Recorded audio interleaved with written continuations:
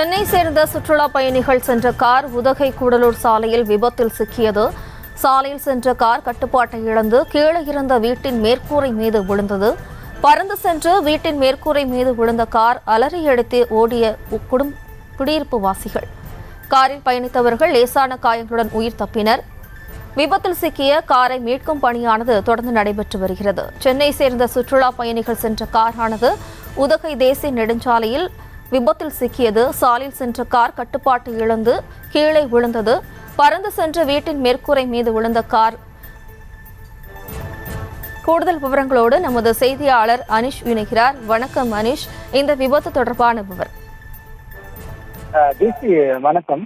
சென்னை சேர்ந்த சுற்றுலா பயணிகள் முதுமலை செப்பக்காடை சுற்றி பார்த்துவிட்டு உதகை கூடலூர் தேசிய நெடுஞ்சாலையில் மீண்டும் உதகை நோக்கி வந்து கொண்டிருந்தனர். அப்பொழுது சிங்கர் போஸ்ட் என்னும் இடத்தில் காரானது கட்டுப்பாட்டை இழந்து சாலையை விட்டு குடியிருப்பு பகுதிக்குள் பாய்ந்துள்ளது.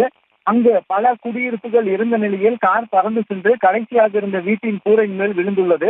அப்பொழுது வீட்டினுள் ஒரே ஒரு பெண் மட்டும் இருந்த நிலையில் சத்தத்தை கேட்டு அலறி அடித்துக் கொண்டு வெளியே ஓடி வந்துள்ளார்.